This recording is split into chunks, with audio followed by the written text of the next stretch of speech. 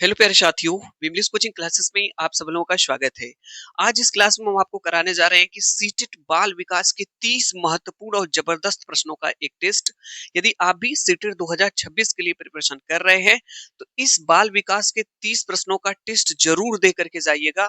और अगर इस टेस्ट को आप देते हैं तो हम देखेंगे कि बाल विकास के लिए अभी तक आप लोगों ने जो है कि सीटेट 2026 एग्जाम के लिए कितनी अच्छी प्रिपरेशन की है। ठीक है, तो 30 प्रश्नों का टेस्ट है और यह आपका एक सीटेट का पेपर है। ठीक है, और इस टेस्ट को आपको कंप्लीटली दे करके जाना है। टेस्ट का क्या तरीका होने वाला है, पहले हमारे साथ इन प्रश्नों को पढ़ेंगे, ऑप्शंस को पढ़ेंगे, लेकिन हमसे पहले आपको आंसर सोच लेना है। ठीक है, चलिए टेस्ट से स्टार्ट करते हैं। ये लीजिए, आपके पास टेस्ट का रहा पहला प्रश्न। टेस्ट के लिए बिल्कुल रेडी हो जाइए आंसर बताने के लिए। प्रश्न फर्स्ट है कि भाषा के अर्जन एवं विकास के लिए सर्वाधिक संवेदनशील अवधि कौन सी है। भाषा के अर्जन एवं विकास के लिए सर्वाधिक संवेदनशील अवधि इसमें से कौन सी है, आपको बतानी है। पहला ऑप्शन है जन्म पूर्व अवधि, प्रारंभिक बाल्यावस्था, मध्य बाल्यावस्था, किशोरावस्था। चार ऑप्शन आपके पास है, जल्दी से आप लोग आंसर सोच ले हैं क्या हो जाएगा सही आंसर। आंसर आप लोगों को दिख रहा होगा। इसका सही आंसर हो जाएगा आपका ऑप्शन नंबर सेकंड हो जाएगा, प्रारंभिक बाल्यावस्था। यानी कि भाषा के अर्जन और विकास के लिए सर्वाधिक संवेदनशील अवधि प्रारंभिक बाल्यावस्था होती है। आइए समझ लेते हैं इस प्रश्न के कुछ बारे में। देखिए, संवेदनशील अवधि का मतलब होता है फास्टेस्ट पीरियड, यानी कि वह कौन सा समय है जिसमें बालक भाषा का विकास, बालक के अंदर भाषा का अर्जन और विकास सबसे तेजी से होता है। तो ये प्रारंभिक बाल्यावस्था होती है, जो 2 से 6 वर्ष तक बच्चों में होती है। इसमें क्या होता है, जब बच्चा 2 से 6 वर्ष तक के बीच में होता है तो इसमें बालक के अंतर्गत बच्चे के अंदर जो है भाषा का विकास बहुत तेजी से होता है।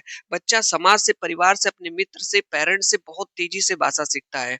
प्रो स्मिथ ने कहा था, जब 1 साल का बच्चा होता है तो वह जब बच्चा 1 साल का होता है तो लगभग 3 शब्द, ठीक है? जब 2 साल का होता है तो 272 शब्द, और जब बच्चा 5 साल का हो जाता है तो 2072 शब्द का उसका शब्दकोश हो जाता है। इतने शब्द वो सीख जाता है, ठीक है?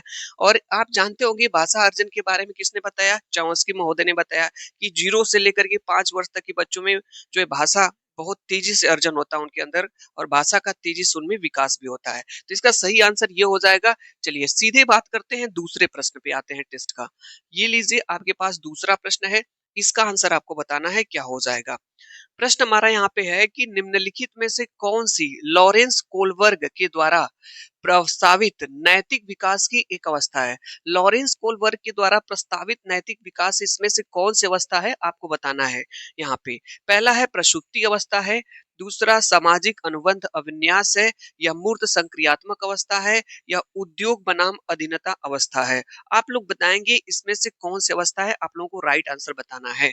मन में सोच लिए होंगे, इसका सही आंसर ऑप्शन नंबर सेकंड हो जाएगा। लॉरेंस कोलबर्ग के द्वारा प्रस्तावित नैतिक विकास की सामाजिक अनुबंध अविन्यास एक नैतिक जो है कि नैतिक विकास की एक अवस्था है। ये जो प्रसुप्ति अवस्था होती है, इसके बारे में जानकारी फ्रायड ने दिया। ये बच्चों में स्कूल एज में होती है। किसमें होती है? स्कूल एज इस अवस्था को कहा जाता है, यानी 2 से 6 वर्ष तक की होती है। इसी में बच्चे क्या होते हैं कि स्कूल जाना स्टार्ट करते हैं। यहाँ 2 से 6 नहीं होगा, ठीक है? स्कूल एज होता है आपका है। ये जो मूर्त संक्रियात्मक अवस्था है, ये किससे रिलेटेड है? जीन पियाजे जी से रिलेटेड है। और ये जो है आपका एरिक्सन महोदय ने इसके बारे में जानकारी दी। चलिए टेस्ट का अगला प्रश्न आपके पास है। ये रहा बहुत ही फेवरेट प्रश्न, और सीटेट एग्जाम में हर बार ये प्रश्न आपका आता है। चलिए प्रश्न का पढ़िए, हमारे साथ आंसर आप बताने का प्रयास करेंगे। क्लास में परिचर्चा के दौरान एक शिक्षक प्रायः लड़कियों की तुलना में लड़कों पर अधिक ध्यान देता है। यह किसका उदाहरण है? जेंडर पक्षपात का, जेंडर पहचान का, जेंडर संबद्धता का, जेंडर समरूपता का। चार ऑप्शन आपके पास है, आंसर आप लोग सोच लें क्या हो सकता है। एक क्लासरूम है जिसमें परिचर्चा के दौरान एक टीचर है, एक शिक्षक है, जो लड़कियों की तुलना पे लड़कों पे ज्यादा ध्यान देते हैं। यह किसका उदाहरण है? तो सिंपल सी बात है, इसका सही आंसर हो जाएगा ऑप्शन नंबर ए, जेंडर पक्षपात। यानी जो शिक्षक है वो पक्षपात कर रहे हैं। लड़कियों की तुलना में लड़कों पर ध्यान देना अधिक, या लड़कियों पर ध्यान देना अधिक, यह एक प्रकार का पक्षपात है। ठीक है, जेंडर बायस्ड है। चलिए टेस्ट का अगला प्रश्न, क्या ये प्रश्न आपको आ रहा है? चौथे नंबर का प्रश्न है, क्या इसका आंसर आपको आ रहा है? प्रश्न है, बच्चों में जेंडर रूढ़िवादिता एवं जेंडर भूमिका अनुरूपता को कम करने के लिए निम्नलिखित में से कौन सी पद्धति प्रभावशाली है? पहला है जेंडर पक्षपात के बारे में परिचर्चा, दूसरा है जेंडर विशिष्ट भूमिकाओं को महत्व देना, तीसरा है जेंडर पृथक खेल समूह बनाना, चौथा है जेंडर पृथक बैठने की व्यवस्था करना। 4 ऑप्शन है, आप लोग आंसर सोच ले क्या आंसर हो सकता है इसका राइट आंसर। तो देखिए, इसका सही आंसर आप लोग सोच लिए होंगे, right answer option number first correct हो जाएगा। जेंडर पक्षपात के बारे में परिचर्चा। जेंडर रूढ़िवादिता क्या होती है? जेंडर रूढ़िवादिता, जैसे लड़कियों का जनरली स्वभाव होता है लंबे बाल रखना, उनका स्वभाव है, नेचर है, लंबे बाल रखती हैं, लेकिन उनको लंबे बाल रखने के लिए कहा ही जाए कि आपको लंबे बाल रखना पड़ेगा, तो ये रूढ़िवादिता हो जाएगी, कन्फर्मिटी हो जाएगी, ठीक है? तो इन सब चीजों को जो है कि कम करने के लिए जो है आपको क्या करना चाहिए कि जेंडर पक्षपात के बारे में परिचर्चा करना चाहिए, क्लास में डिस्कशन करना चाहिए, इन सब चीजों को कैसे समाप्त किया जाए। जैसे आप एक शिक्षक हैं, स्कूल में जाते हैं, तो वहां पे एक यूनिफॉर्म होता है, सभी शिक्षक पहन के आते हैं, आप भी उस तरह की यूनिफॉर्म पहन के जाते हैं कि नहीं? तो ये एक रूढ़िवादिता हो जाएगी। इसको खत्म करने के लिए क्लास में क्या करना होता है? परिचर्चा करना चाहिए, शिक्षक बालकों को मिल करके इसको कैसे खत्म किया जा सकता है। ऑप्शन नंबर जिन लोगों ने फर्स्ट बताया है उन लोगों का सही है। लीजिए आपके पास अगला प्रश्न है, चलिए इसका आंसर आप लोग बताएंगे क्या हो जाएगा, राइट आंसर देंगे। क्वेश्चन नंबर 5 है, निम्नलिखित में से किस मनोवैज्ञानिक ने बच्चों को ज्ञान के सक्रिय जिज्ञासु के रूप में देखते हुए उनके चिंतन पर सामाजिक एवं सांस्कृतिक विषय वस्तुओं के प्रभाव को महत्व दिया? जॉन बी वाटसन ने, लेव वाइगोट्स्की ने, जीन पियाजे ने, लॉरेंस कोलबर्ग ने। हम पूछ रहे हैं इसका आंसर आपसे, ये प्रश्न आपको आ रहा है? इसका आंसर दीजिए, आप लोग सोचिए क्या आंसर होगा इसका। इसका सर राइट आंसर हम लोगों को दिख रहा है, ऑप्शन नंबर बी हो जाएगा, लियो वाइगोस्की महोदय ने। लियो वाइगोस्की से एक चीज याद रखिएगा, एक वर्ड बताते रहे, SCL। एस मीन्स होता है सोशल, एस मीन्स क्या होता है? सोशल। सी मीन्स होता है कल्चर, और एल मीन्स होता है लैंग्वेज। एल मीन्स क्या होता है? लैंग्वेज। सोशल का मतलब यहाँ पे हो जाएगा आपका सामाजिक, और कल्चर का मतलब होता है सांस्कृतिक, और लैंग्वेज का मतलब होता है यहाँ पे भाषा। ठीक है, तो इसके बारे में, एससीएल के बारे में कौन बताया? लेव वाइगोस्की ने बताया। सामाजिक, सांस्कृतिक और भाषा, इनके टैग वर्ड्स हैं। तो यहाँ पे देखिए दिया है सामाजिक सांस्कृतिक विषय के बारे में कौन महत्व दिया, ठीक है, तो लेव वाइगोस्की ने बताया। ठीक है, अगर यहाँ पे ये चेंज रहता, सामाजिक सांस्कृतिक नहीं रहता, तो इसका आंसर आपका जीन पियाजे महोदय यहाँ पे हो जाता। चलिए सही आंसर आपका ये हो जाएगा। आगे चलते हैं अगले प्रश्न पे। ये रहा आपके पास अगला प्रश्न, इसका आंसर आपको बताना है क्या हो जाएगा। चलिए क्या ये प्रश्न आपको आ रहा है? चलिए आंसर बताने का प्रयास करेंगे। जिग्सा पहेली को करते समय 5 वर्ष की नजमा एक बच्ची है, स्वयं से कहती है नीला टुकड़ा कहाँ है? नहीं, यह वाला नहीं, गाढ़े रंग वाला जिससे यह जूता पूरा बन जाता। इस प्रकार की वार्ता को वाइगोस्की किस तरह संबोधित करते हैं? व्यक्तिगत वार्ता, जोर से बोलना, पाठ या ढांचा, आत्म केंद्रित वार्ता।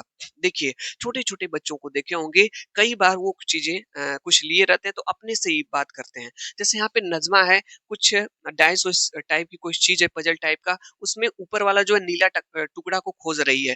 पूछ रही नीला टुकड़ा कहाँ है? यह वाला उसमें देख रही कि यह वाला तो नहीं मिल रहा है, उससे यह जूता बनाना चाहती है। तो इस प्रकार की वो वार्ता कर रही है, तो वाइगोस्की इसको क्या कहेंगे उस बच्चे को? ठीक है, तो ये इसका सही आंसर आपको बताना है। इसका राइट आंसर हो जाएगा ऑप्शन नंबर ए, व्यक्तिगत वार्ता, जिसे इंग्लिश में बोला जाता है प्राइवेट स्पीच। इसमें बच्चा क्या करता है? बालक अपने को सेल्फ रेगुलेट करता है, यानी कि सेल्फ रेगुलेट करता है, स्वयं से बातें करता है। देखे होंगे छोटे छोटे बच्चों को। तो यहाँ पे इसका सही आंसर हो जाएगा व्यक्तिगत वार्ता जो है प्राइवेट स्पीच। ठीक है, अगर यहाँ पे जो है कि वाइगोस्की न होकर के यहाँ पे पियाजे कहता कि पियाजे महोदय जो है इस अ, को कैसे संबोधित करना है, तो इसका सही आंसर हो जाता आत्म केंद्रित वार्ता। तो जब बच्चे अपने से बात करते हैं, या उसी को कहा जाता है व्यक्तिगत वार्ता प्राइवेट स्पीच, स्वयं को रेगुलेट करते हैं, स्वयं को ये चीजें कैसी होंगी, ठीक है, इसके बारे में। चलिए टेस्ट का अगला प्रश्न आपके पास है, जल्दी से, टाइम हम आपका नहीं लेंगे, सभी क्वेश्चन का आप आंसर दे करके जाइएगा। चलिए यहाँ पे देखिए 7वां प्रश्न है, बच्चों को संकेत देना तथा आवश्यकता पड़ने पर सहयोग प्रदान करना निम्नलिखित में से किसका उदाहरण है? प्रबलन का, अनुबंधन का, मॉडलिंग का, पाठ या ढांचा का? क्या ये बाल विकास सीडीपी का प्रश्न आपको आ रहा है? तो प्लीज आप लोग आंसर करें, क्या आंसर हो सकता है? ठीक है, मन में सोच लेना है आंसर क्या होगा। इसका सही आंसर आपका हो जाएगा, राइट आंसर हो जाएगा पाठ या ढांचा। ध्यान से समझेंगे कि जब बच्चों को किसी मुसीबत में या किसी चीज में फंस जाते हैं, आप हल्का सा सहयोग कर देते हैं, तो उसी को कहा जाता है पाड़ या ढांचा। इसी को सीढ़ी कहा जाता है, इसी को कहा जाता है अस्थाई मदद। अस्थाई मदद कहा जाता है, इसी को इंग्लिश में हिंट्स कहा जाता है या हेल्प कहा जाता है। यानी कि जैसे बच्चे किसी चीज में कुछ चीज कर रहे हैं, कुछ में फंस जाते हैं, अटक जाते हैं, तो आप उसमें हल्का सहयोग करते हैं। जैसे हम लोग साइकिल चला रहे थे बचपन में, तो पीछे से कोई क्या कर देता था, अस्थाई मदद, हल्का सा सहयोग कर देता था, मदद कर देता था।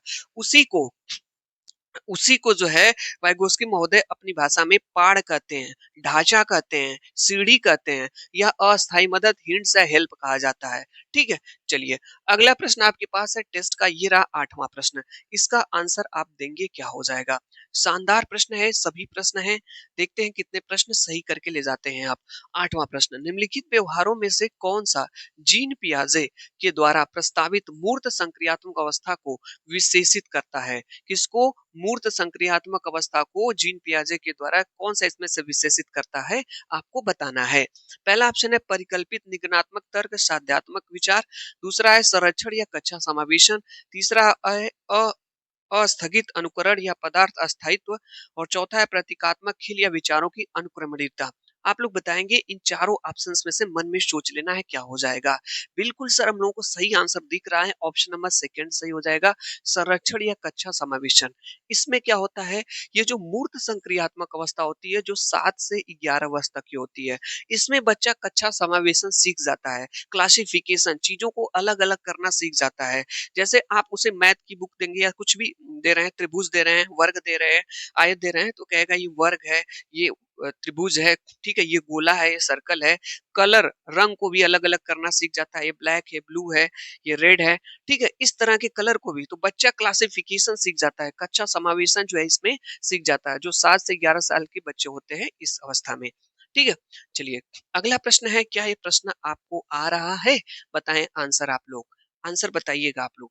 ठीक है, चलिए 9वां प्रश्न है, बच्चों के संज्ञानात्मक विकास के संदर्भ में निम्नलिखित में से कौन सी पियाजे की संरचना है? संज्ञानात्मक विकास के संदर्भ में जिन पियाजे की इसमें से कौन सी संरचना आपको बताना है? स्कीमा है, अवलोकन या अधिगम है, अनुबंधन है, प्रबलन है। 4 ऑप्शन है, आप लोग आंसर सोचें क्या हो सकता है। सर इसका राइट आंसर हो जाएगा ऑप्शन नंबर ए, स्कीमा हो जाएगा। ये स्कीमा क्या होता है, जब बच्चे अपने माइंड में, अपने मस्तिष्क में छोटी छोटी जो है रूम्स, छोटी छोटी जानकारियों को इकट्ठा करने लगते हैं, तो उसी को जीन पियाजे महोदय ने कहा स्कीमा। ये कौन बच्चे करते हैं? जो बच्चे क्रिएटिविटी सोचते हैं, संज्ञानात्मक जिनके अंदर विकास हो जाता है। ठीक है, तो वहां पे बच्चे छोटे छोटे इंफॉर्मेशन को अपने मस्तिष्क में फीड करते रहते हैं, तो इसी को स्कीमा कहा गया। चलिए अगला प्रश्न यहाँ पे है, हाँ लीजिए, ये रहा आपके पास 10वां प्रश्न टेस्ट का। और देखते हैं कितने प्रश्न आज इस क्लास से सही करके आप ले जाते हैं सीडीपी में। प्रश्न हमारा यहाँ पे है कि आकलन का प्राथमिक उद्देश्य क्या होना चाहिए? आकलन का, जब बच्चों का आप आकलन कर रहे हैं, मौखिक आकलन कर रहे हैं, आकलन का मतलब टेस्ट ले रहे हैं, ठीक, असेसमेंट कर रहे हैं, मौखिक रूप से, लिखित रूप से, या चाहे किसी तरीके से, तो इसका प्राथमिक उद्देश्य क्या होना चाहिए? विद्यार्थियों के लिए श्रेणी निश्चित करना, संबंधित अवधारणाओं के बारे में बच्चों को अस्पष्टता और भ्रांतियों को समझना, विद्यार्थियों के प्राप्तांकों के आधार पर उनको नामांकित करना, रिपोर्ट कार्ड में उत्तीर्ण अनुत्तीर्ण जो है कि करना। आप लोग बताएं इसका सही आंसर क्या हो जाएगा। मन में सोच लेना है, राइट आंसर बताइए आप लोग, इसका आंसर आ रहा है कि नहीं आ रहा है? सर आ रहा है, इसका आंसर सर सेकंड होगा। आकलन का मतलब ये होता है कि जो बच्चों के अवधारणा, यानी जो कॉन्सेप्ट है, उसके बारे में बच्चों की अस्पष्टता और भ्रांतियों को समझना। यानी जब बच्चे ने कोई चीज सीख रहे थे, तो उनके अंदर क्या ऐसी कमियां रह गई है, क्या कंफ्यूजन रह गया है। आप एक शिक्षक होने के नाते बच्चों का आकलन कर रहे हैं, तो आपको ये चीज समझना पड़ेगा कि उनके अंदर क्या भ्रांतियां हैं, क्या कंफ्यूजन है, या वो बच्चे ने क्या क्या चीजें अभी तक सीखा है जो हमने टेस्ट लिया है, तो उससे पता चलता है। सही आंसर आपका ये हो जाएगा। लीजिए टेस्ट का ये रहा आपके पास अगला प्रश्न, थोड़ा सा बड़ा कर दे रहे हैं, यहाँ पे आप लोग देखेंगे। हाँ, इसका आंसर आप लोग बताएंगे क्या हो जाएगा। 11 नंबर का प्रश्न है कि निम्नलिखित में से कौन-सा बुद्धि के बारे में सही है? इनमें से कौन-सा जो है बुद्धि के बारे में सही है, आपको बताना है। Right answer. पहला यहाँ पे है बुद्धि एक निश्चित योग्यता है जो जन्म के समय ही निर्धारित होती है। दूसरा हमने ही बताया था नेगेटिव तो ये नहीं होगा। ही नेगेटिव टैगवर्ड्स है। टैगवर्ड्स देखिए कितना अच्छा है, काम कर जाएगा। बुद्धि को मानकीकृत परीक्षणों के प्रयोग से सटीक रूप से बताइए आईक्यू किसी को मापना चाहते हैं आईक्यू लेवल, कभी-कभी भी फेल भी हो जाता है। तो सटीक रूप से नेगेटिव टैग वर्ड से ये भी नहीं होगा। बुद्धि एक एकात्मक ये भी नहीं होगा। जो बुद्धि होती है ये बहुआयामी होती है। यानी कि सबके अंदर अलग-अलग प्रकार की बुद्धि होती है। कोई संगीत में अच्छा है, तो कोई जैसे कोई म्यूजिक में अच्छा है, तो कोई आर्टिस्ट है, तो कोई एजुकेशन में अच्छा है, कोई इंजीनियर है, सबका अलग-अलग होती है बुद्धि, ठीक है? तो ये बुद्धि आयामी होती है और जटिल योग्यताओं का एक समूह भी होती है। यानी कि देखिए एक ही व्यक्ति के अंदर कई सारे गुण होते हैं कि नहीं होते हैं? तो सही आंसर आपका ऑप्शन नंबर 4 सही हो जाएगा। लीजिए ये टेस्ट का आपके पास अगला प्रश्न है, इसका आंसर आप बताएँगे क्या हो जाएगा? क्या है प्रश्न आपको आ रहा है 12 नंबर का। रूही हमेशा समस्या के एकाधिक समाधानों के बारे में सोचती है, इसमें से काफ़ी समाधान मौलिक होते हैं, रूही किन गुणों का प्रदर्शन कर रही है? सृजनात्मक विचार, अभिसारिक विचार, अनम्य विचारक, आत्म-केंद्रित विचारक। आप बताएँ इसका आंसर क्या होगा? पहले मैं आपसे ही पूछूँगा क्योंकि टेस्ट है ना, मन में सोच लें क्या आंसर होगा। सर इसका आंसर हम लोग समझ रहे हैं क्या होगा? इसका राइट आंसर आपका हो जाएगा, सही आंसर आपका क्या हो जाएगा? ऑप्शन नंबर ए सृजनात्मक विचार। यानी कि रूही एक बच्ची है, जब उसे किसी भी समस्या के बारे में जैसे भारत देश को कैसे विकसित किया जा सकता है, हमारे देश के लिए क्या अच्छा किया जा सकता है, जब उससे इन सब चीज़ों के बारे में पूछा जाता है, तो वो काफ़ी समाधान उसके मौलिक होते हैं। यानी वो अपने तर्क को देती है, अपने विचारों को रखती है अच्छे तरीके से, ठीक है? तो रूही का यह जो गुण है सृजनात्मक विचार है। यानी कि ऐसे बच्चे वही करते हैं जो क्रिटिकल थिंकिंग जो चिंतन करते हैं, ठीक है? तो यहाँ पे सही आंसर आपका हो जाएगा ऑप्शन नंबर फर्स्ट करेक्ट हो जाएगा, सही आंसर। चलिए टेस्ट का अगला प्रश्न है, यहाँ पे हम लोग चलेंगे अगले प्रश्न पे। 1 मिनट भाई कुछ एरर हो रहा है यहाँ पे। हुँ, चलिए। चलिए, यहाँ पे देखते हैं ये रहा आपके पास 13 नंबर का प्रश्न। इसका आंसर आप लोग करें। आंसर पढ़िए, आपके पास आ गया है 13 नंबर का प्रश्न। शिक्षण अधिगम प्रक्रिया में वंचित समूह का मतलब ऐसे बच्चे जो शिक्षा से जिनको वंचित रह जाते हैं, जो गरीब हैं, ठीक है? से संबंधित विद्यार्थियों के द्वारा सहभागिता कम होने की स्थिति में एक शिक्षक के रूप में क्या करना चाहिए? जैसे आप एक शिक्षक हैं और आपके स्कूल में जो वंचित समूह, जो गरीब तबके के बच्चे हैं, उनकी सहभागिता जो है शिक्षा एजुकेशन में कम होती जा रही है। इस स्थिति में आप एक शिक्षक के रूप में क्या करेंगे? पहला ऑप्शन बच्चों को विद्यालय छोड़ने के लिए कहना चाहिए। क्या ऐसी बात है विद्यालय को छोड़ने के लिए बच्चों को कह देंगे? बताइए बच्चे वंचित हैं, गरीब हैं और एजुकेशन भी नहीं मिल रही है तो आप विद्यालय छोड़ने के लिए नहीं कह सकते। दूसरा, इस स्थिति को जैसे ये स्वीकार कर लेना चाहिए, तो शिक्षक का कोई मतलब ही नहीं रह जाएगा। जैसी स्थिति ये स्वीकार कर लेंगे। इन विद्यार्थियों से अपनी अपेक्षाओं को कम करना चाहिए। आप ऐसा नहीं कर सकते कि शिक्षक बच्चों से अपनी अपेक्षाओं को शिक्षकों को कम नहीं करना चाहिए। इस तरह से ये तीनों ऑप्शन गए और चौथा ऑप्शन ही आपका सही होगा। अपने शिक्षण पद्धति पर विचार करना चाहिए। जो आप पढ़ा रहे हैं उस पे विचार करें तथा बच्चों की सहभागिता में सुधार करने के लिए नए तरीके ढूँढना चाहिए। यानी जो बच्चों की सहभागिता है, पार्टिसिपेट क्यों नहीं बच्चे कर रहे हैं, क्यों नहीं पढ़ रहे हैं, ठीक है? उनकी भागीदारिता क्यों कम हो रही है, इसको सुधारने के लिए नए-नए तरीकों आपको ढूँढने चाहिए। ये वाला ऑप्शन आपका सही हो जाएगा। लीजिए ये रहा आपके पास 14 नंबर का प्रश्न। क्या ये प्रश्न आपको आ रहा है? मिलाते हैं 14 नंबर के प्रश्न से आपको, ठीक है?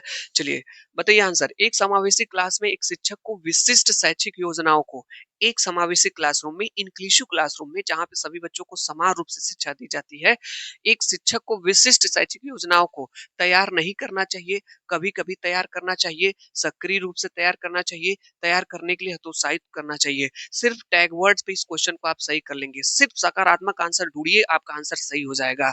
हाँ सर, बिल्कुल एकदम पॉजिटिव आंसर इसमें दिख रहा है। यहाँ पे तैयार नहीं करना चाहिए सर, नेगेटिव नहीं होगा। कभी-कभी तैयार करना चाहिए, ये भी नेगेटिव नहीं होगा। तैयार करने के लिए हतोत्साहित करना चाहिए सर, ये भी नहीं होगा। ऑप्शन नंबर 4 हो जाएगा सक्रिय, एक पॉजिटिव वर्ड है। बताए थे कि नहीं बताए थे? हाँ सर बताए थे। सही आंसर ऑप्शन नंबर 3। चलिए नेक्स्ट क्वेश्चन पे चलते हैं। ये लीजिए टेस्ट का अगला प्रश्न। चलिए बताएँ इसका आप लोग आंसर क्या हो जाएगा? चलिए समय बिल्कुल नहीं लेंगे, टेस्ट बहुत फास्ट करा रहे हैं, आंसर आप बताते चलिए। पठन वैफल्य बच्चों के प्राथमिक लक्षण क्या हैं? आपको नहीं समझ में आया कि पठन वैफल्य क्या है? ऐसे बच्चे जो पढ़ने में विफल हो जाते हैं, पढ़ नहीं पाते हैं, पढ़ने की अक्षमता होती है। तो इसका लक्षण क्या है? पहला न्यून अवधान विकार है, दूसरा अपसारी चिंतन, पढ़ने में धारा प्रवाहिता, तीसरा धारा प्रवाह पढ़ने की अक्षमता, चौथा एक ही विषयक कार्य को बार-बार दोहराना। आप लोग बताएं इसका सही आंसर क्या होगा? प्रश्न आ रहा है कि नहीं ये वाला बताएं? मन में सोचें आप लोग आंसर क्या होगा? सर इसका राइट आंसर हो जाएगा, सही आंसर हम लोगों को आ रहा है। चलिए हम देखते हैं। यहाँ देखिए एक ही दिया ही है तो नेगेटिव टैग वर्ड्स ये होगा नहीं। धारा प्रवाह करने की अक्षमता, अपसारी चिंतन ये भी नहीं होगा, ये भी नहीं होगा। यानी पठन वैफल्य का मतलब होता है पठन मतलब पढ़ने में, वैफल्य मतलब विफल। यानी जो बच्चा पढ़ने में विफल है मतलब पढ़ नहीं पाता है। तो धारा प्रवाह पढ़ने की अक्षमता, ठीक है, यह एक प्रकार का विकार होता है जिसमें पढ़ने में बच्चों को अक्षमता फील होती है, ठीक है। वो इसको ये पढ़ लेते हैं, जैसे वाज है तो इसको वार कर देते हैं, बी को देखेंगे डी हो जाता है उनसे पढ़ने में। तो पढ़ने की क्षमता होती है पठन वैफल्य, यह एक प्रकार का विकार है। चलिए टेस्ट का अगला प्रश्न, इसका आंसर आप लोग देंगे क्या हो जाएगा? 16 नंबर का प्रश्न है आपके पास, शानदार प्रश्न। चलिए शिक्षा का अधिकार अधिनियम 2009 में, जो शिक्षा का अधिकार अधिनियम 2009 है, उल्लेख की गई समावेशी शिक्षा की अवधारणा निम्नलिखित में से किस पर आधारित है? व्यवहारवादी सिद्धांत पे, अशक्त बच्चों के प्रति एक सहानुभूतिक अभिवृत्ति पे, अधिकार आधारित मानवता परिप्रेक्ष्य पे, मुख्यतः व्यवसायिक शिक्षा उपलब्ध कराकर अशक्त बच्चों को मुख्य धारा में शामिल करना। आप लोग बताएं क्या आंसर इसमें से हो सकता है? राइट आंसर आप लोगों को बताना है, मन में सोच लेना है। जो आपका शिक्षा का अधिकार अधिनियम 2009 है, वो कहता है कि जो 6 से 14 वर्ष तक के बच्चे हैं उनको निःशुल्क और अनिवार्य शिक्षा का उनके लिए प्रावधान है, ठीक है। और जो डिसेबल बच्चे हैं 6 से 18 तक के, तो इसका सही आंसर ये हो जाएगा कि जो अधिकार आधारित मानवतावादी, वो उनका फंडामेंटल राइट्स है, अधिकार है, ठीक है। 6 से 14 वर्ष तक के बच्चों को निःशुल्क और अनिवार्य शिक्षा का अधिकार जरूरी उनके लिए है। तो अधिकार आधारित मानव, ये नहीं होगा आपका। मुख्यतः व्यवसायिक शिक्षा उपलब्ध करा करके, जो शिक्षा है उसको बच्चों में उपलब्ध करा करके अशक्त बच्चे, जो बच्चे उस योग्य नहीं उनको भी, सबको, बच्चों को मुख्य धारा में शामिल करना, यही इसका उद्देश्य है। शिक्षा का अधिकार अधिनियम 2009 कहता है फंडामेंटल राइट्स है, सबका पढ़ने का अधिकार है। चलिए नेक्स्ट क्वेश्चन आपके पास टेस्ट का ये रहा, इसका आंसर आप बताएंगे क्या हो जाएगा? चलिए बहुत ही शानदार प्रश्न है और देखता हूँ 17 नंबर के प्रश्न से आपको मिलाया मैंने, आंसर बताएंगे आप लोग। संरचनावादी राज्य में अधिगम प्राथमिक रूप से यंत्रवत याद करने पर आधारित है, प्रबलन पर केंद्रित है, अनुबंधन द्वारा अर्जित है, अवबोधन की प्रक्रिया पर केंद्रित है। 4 ऑप्शन आपके पास दिख रहे हैं, आंसर आप प्लीज बताएं इसका क्या हो सकता है। आ रहा है कि नहीं ये प्रश्न? सर आ रहा है। इसका जो सर आंसर होगा ना, पहला तो सर बिल्कुल नहीं होगा, याद करना रट्टा, निगेटिव ऑप्शन है। प्रबलन पर केंद्रित है, ये भी सर नहीं होगा। अवबोधन की प्रक्रिया पर केंद्रित है, अनुबंधन द्वारा, ये भी नहीं होगा। चौथा ऑप्शन आपका सही हो जाएगा, अवबोधन। अवबोधन क्या होता है थोड़ा समझ लीजिए। सजनावादी राजा का मतलब होता है कि कंस्ट्रक्टिव, मतलब ऐसी चीजें जो बच्चों को खोज करने के लिए या अवसर ढूंढने के लिए, ये अवसर जिसमें बच्चा जो है खुद से नई नई चीजों को सर्च करे, खोजे, ढूंढे वहां पे, ठीक है। उससे क्या होगा? सीखने की प्रक्रिया का विकास होगा। दूसरी चीज, इससे कोई जो होता है बच्चों को अर्थपूर्ण कोई चीज होती है उसको समझाना चाहिए, जो चीजें मीनिंगफुल होती है। तो यहाँ पे इसका सही आंसर ऑप्शन नंबर 4 सही हो जाएगा।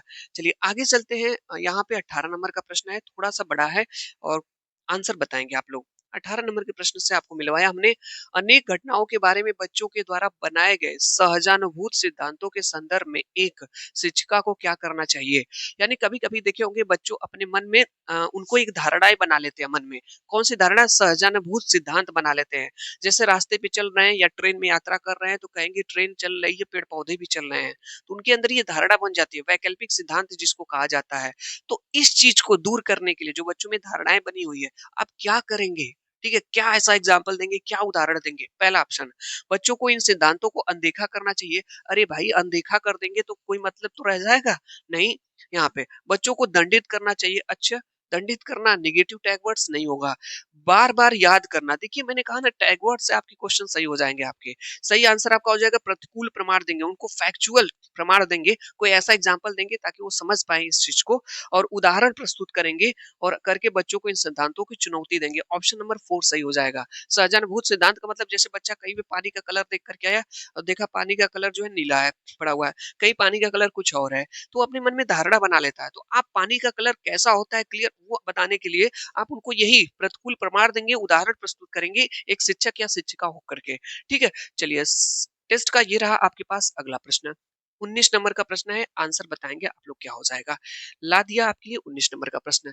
छात्र केंद्रित शिक्षा शास्त्र की क्या विशेषता है? छात्र केंद्रित शिक्षा शास्त्र की क्या विशेषता है? केवल पाठ्य पुस्तकों पर निर्भर रहना, मैं बार-बार कहा हूँ केवल वाली नेगेटिव टैग वर्ड्स हैं, सर नहीं होगा। बच्चों को अनुभवों को प्रमुखता देना, यंत्रवत याद करना, इसका मतलब सर ये भी नहीं होगा, याद करना नेगेटिव टैग वर्ड्स। योग्यता के आधार पर विद्यार्थियों को नामांकित करना तथा वर्गीकरण करना। अच्छा ये बताइए, योग्यता के आधार पे बच्चों को जो है आप नामांकित करेंगे और वर्गीकरण मतलब अलग-अलग करेंगे, ऐसा आप कभी नहीं कर सकते कि बच्चों को पुरस्कार के आधार पे उनके ग्रेड अंक के आधार पे बच्चों को अलग कर सकते हैं आप है उनके नंबर के आधार पर के। तो ये भी नहीं होगा, ऑप्शन नंबर ये, बच्चों को अनुभवों को प्रमुखता देना, यही ऑप्शन आपका सही होगा कि नहीं होगा बताइए?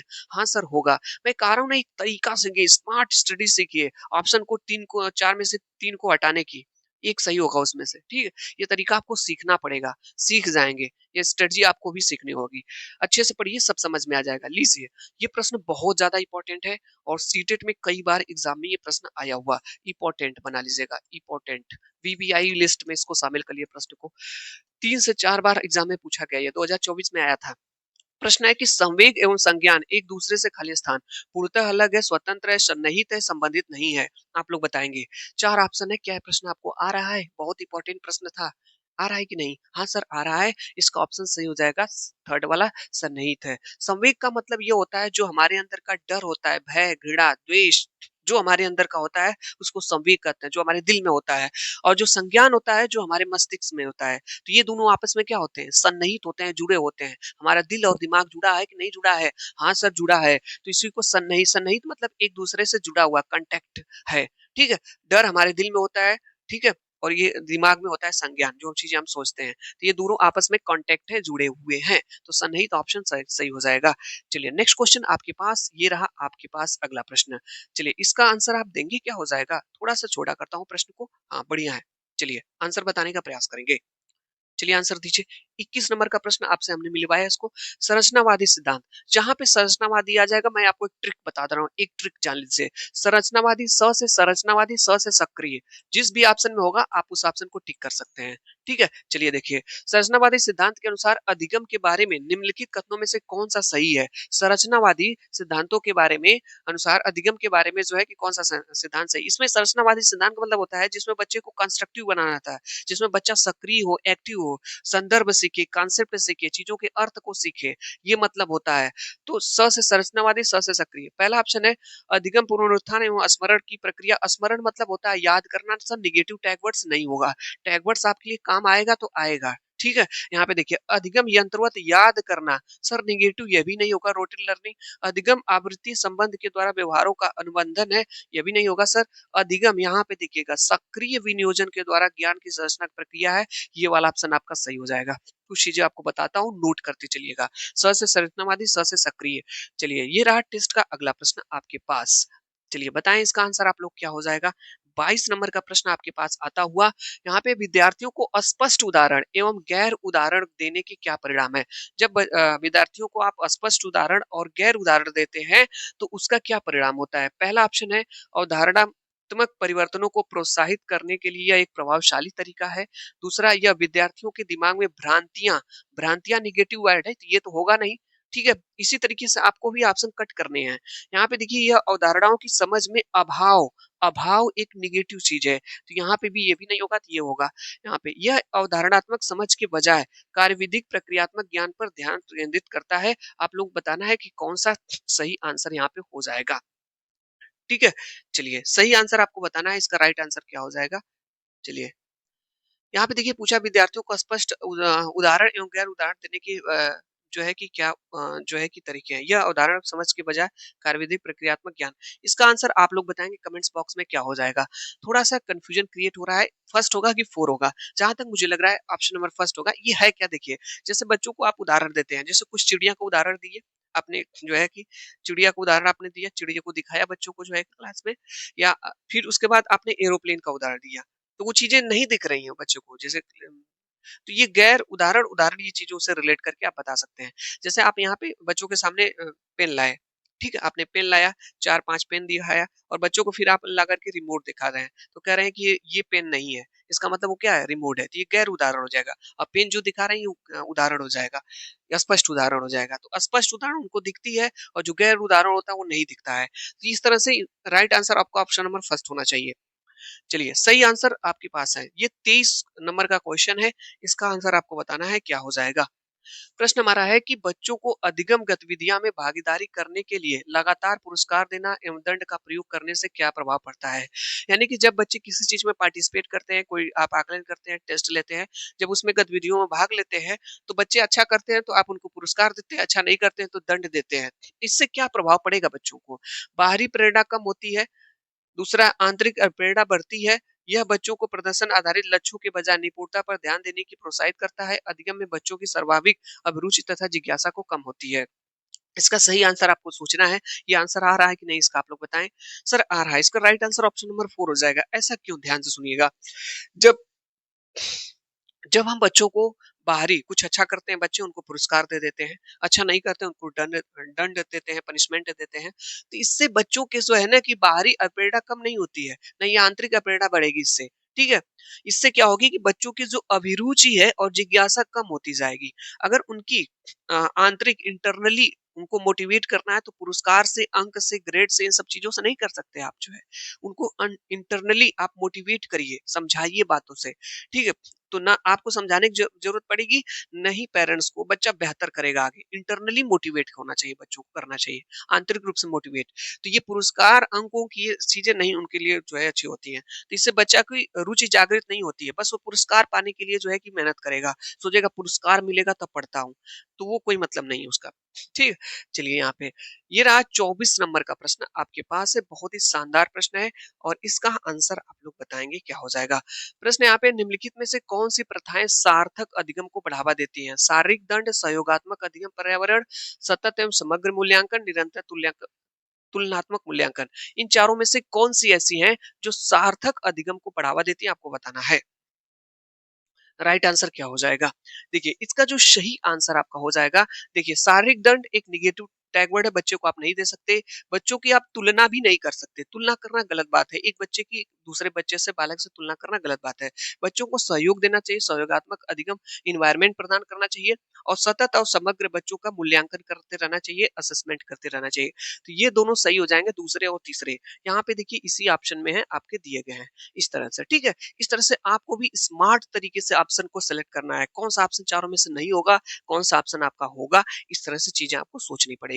चलिए ये लीजिए आपके पास अगला प्रश्न है, इसका स्मार्टली आंसर आप लोग दीजिए क्या हो जाएगा। स्मार्टली आप लोग बताएं इसका आंसर क्या हो सकता है। 25 नंबर का, शिक्षक बच्चों की जटिल अवधारणाओं की समझ को किस प्रकार सहज कर सकते हैं? जो बच्चों के अंदर जटिल अवधारणा की समझ को किस प्रकार सहज कर सकते हैं? पहला, व्याख्यान दे करके। मैंने बताया ना, व्याख्या दे करके निगेटिव टैग वर्ड्स होता है व्याख्या। टैग वर्ड्स का बड़ा अहम रोल है। अभी मैं इससे पहले मैथ पेडागोगी के 15 प्रश्न आते हैं, जैसा कि आपको पता है, उसकी जबरदस्त क्लास दिया हूँ, कराया हूँ जो है अपने, जो है जाकर के उस क्लास को आप देख लीजिए। मैथ में 15 के 15 पेडागोगी आप सही कर सकते हैं। यहाँ पे देखिएगा, प्रतियोगितात्मक अवसरों की उपलब्धता करके। तो ये प्रतियोगितात्मक अवसरों को उपलब्धता करके नहीं, कोई प्रतियोगिता करके ऐसे नहीं है, आप जो है उनकी जटिल अवधारणाओं को समझ सकते हैं। बार बार यांत्रिक अभ्यास करके, तो बार बार अभ्यास करके कोई चीज निगेटिव है, ये भी नहीं होगा। अन्वेषण, खोज करके और परिचर्चा क्लास में डिस्कशन करने के अवसर उपलब्ध करा करके आप कर सकते हैं। तो ये दोनों पॉजिटिव टैग वर्ड्स है। किसी भी ऑप्शन में अन्वेषण, परिचर्चा शब्द मिलता है, संदर्भ शब्द मिलता है, वो ऑप्शन आपका सही होगा होगा। नोट कर लीजिएगा आपने इन दोनों शब्दों को। चलिए टेस्ट का आपके पास अगला प्रश्न यहाँ पे ये रहा, 26 नंबर का प्रश्न है। देखते हैं कितने लोग सही करते हैं इस प्रश्न को। यहाँ पे, एक प्राथमिक विद्यालय की अध्यापिका बच्चों को एक प्रभावशाली समस्या समाधानकर्ता बनने के लिए किस प्रकार प्रोत्साहित कर सकती है? यानी एक प्राथमिक विद्यालय की अध्यापिका है, बच्चों को समस्या समाधान, यानी उनके सामने कोई प्रॉब्लम आए तो उसका कैसे समाधान कर सकते हैं, उसके लिए बच्चों को प्रोत्साहित कर सकती हैं। कैसे प्रोत्साहित कर सकती हैं? प्रत्येक छोटे कार्य के लिए बच्चों को छोटा छोटा पुरस्कार देना। पुरस्कार देना नेगेटिव टैग वर्ड्स है। पुरस्कार से बच्चा मोटिवेट नहीं होता है, बस कुछ सीमित समय के लिए होगा। ऑप्शन नंबर ए नहीं होगा। केवल, मिल गया सर, केवल प्रक्रियात्मक ज्ञान पर बल देना, यह भी नहीं होगा। केवल नेगेटिव था सर। गलत उत्तरों को अस्वीकार करके दंडित करके सर होगा नहीं। यहाँ पे चौथा ऑप्शन आपका सही हो जाएगा। देखिए ना, टैगवर्ड्स का कमाल और स्मार्टली आंसर देने का तरीका, सब प्रश्न आप सही कर सकते हैं। बस क्लास से जुड़ करके टेस्ट जरूर दिया करिए। तो इसका सही आंसर हो जाएगा बच्चों को सहानुभूत अनुमान लगाने के लिए प्रोत्साहित करने तथा उसी पर आधारित विचार मंथन करने के लिए। चलिए, लीजिए आपके पास ये रहा 27 नंबर का प्रश्न। इसका आंसर आ रहा है कि नहीं, आंसर दीजिए आप लोग। पढ़िए प्रश्न को, प्रश्न पढ़िए भाई। इसका क्या हो जाएगा? यहाँ पे निम्नलिखित अवधि में किसमें शारीरिक वृद्धि एवं विकास तीव्र गति से घटित होता है? कौन सी इसमें से अवधि है जिसमें बच्चे का जो है कि शारीरिक विकास बहुत ही तीव्र गति से होता है, बहुत ही तेज होता है? शैशवावस्था, प्रारंभिक बाल्यावस्था एवं मध्य बाल्यावस्था, मध्य बाल्यावस्था एवं किशोरावस्था, किशोरावस्था एवं वयस्कता। आप लोग बताएं इसमें से आंसर क्या होगा? इस प्रश्न का आंसर आपको बताना है। हम वेट कर रहे हैं आंसर का। मन में सोचिए, थोड़ा सा समय आपको दे रहे हैं। सही आंसर इसका सर हम लोगों को दिख गया है, बिल्कुल right answer option number A सही हो जाएगा। शैशवावस्था मतलब होता है 0 से लेकर के 2 वर्ष तक, और प्रारंभिक बाल्यावस्था 2 से 6 वर्ष तक। यानी कि देखे होंगे शैशवावस्था जब बच्चा जन्म लेता है उससे 2 साल तक इतना बड़ा रहेगा, तब तक इतना बड़ा हो जाएगा 2 साल में। हो जाएगा कि नहीं? उसके बाद 2 से 6 साल तक भी बच्चा बहुत तेजी से बढ़ता है, उसके अंदर विकास बहुत तेजी से होता है, वृद्धि होती है। यही एक अवस्था है, यानी विकास जन्म से ही स्टार्ट हो जाता है, और 0 से लेकर के 6 वर्ष तक बहुत तेजी से होता है बच्चे का विकास। तो यहाँ पे पूछा गया था कि विकास तीव्र गति से, तो इसका answer option number first correct हो जाएगा। ऐसा नहीं विकास तो एकदम अंत तक होता रहता है। तो यहाँ पे सबसे तेज पूछा था, इसलिए यहाँ पे हो जाएगा। चलिए अगला प्रश्न है यहाँ पे 28 नंबर का प्रश्न। इसका आंसर आप देंगे क्या हो जाएगा? यहाँ पे प्रश्न हमारा है कि निम्नलिखित में से कौन सा विकास का सिद्धांत नहीं है? नहीं वाले प्रश्नों को अच्छे से पढ़ना है, गलत नहीं करना है। ठीक है, आजकल ऐसे होगा, नई वाले प्रश्नों को ध्यान नहीं देंगे, आपका गलत हो जाएगा। मैं बार-बार कह रहा हूँ अपने क्लास में, नई वाले प्रश्नों को अच्छे से पढ़िएगा। कह रहा है विकास का सिद्धांत इसमें नहीं है, विकास जीवन पर्यंत होता है। बहुत सही बात आप कह रहे हो भाई, विकास जीवन भर चलता रहता है, जब तक आदमी मरता नहीं है तब तक। ठीक है, मरने के बाद भी चलता है, लग रहा है। यहाँ पे विकास परिवर्त होता है, मॉडिफाई होता है। बिल्कुल आप, विकास मॉडिफाई होता रहता है, सही बात है यहाँ पे। विकास आनुवंशिकता एवं पर्यावरण दोनों के द्वारा, बिल्कुल विकास आनुवंशिकता पे भी और इन्वायरमेंट पे भी, दोनों पे निर्भर करता है। यहाँ विकास सार्वभौमिक है, बात सही है, लेकिन यही इसने गलत कर दिया यहाँ पे, ये बात कह करके, ये जो चीजें इसने कही है। विकास सार्वभौमिक होता है, सही बात है, लेकिन सांस्कृतिक संदर्भ इसे प्रभावित नहीं करते हैं। क्यों नहीं करते हैं? हम जिस कल्चर पे करते हैं, जहाँ पे रहते हैं, उससे विकास नहीं प्रभावित होता है? बिल्कुल होता है। ये कह रहा है नहीं करते, तो यही वाला ऑप्शन आपका सही हो जाएगा, नहीं पूछा गया था। 28 नंबर का प्रश्न का ऑप्शन नंबर 4। लीजिए आपके पास एक प्रश्न इसके बाद और है। ठीक है, बहुत ही शानदार सीडीपी बाल विकास के 30 प्रश्नों का टेस्ट था। चलिए 29 है, व्यक्तिक विभिन्नताओं का प्राथमिक कारण है। व्यक्तिक विभिन्नताएं मतलब एक दूसरे से इंडिविजुअल डिफरेंट, सभी लोग एक दूसरे से अलग हैं।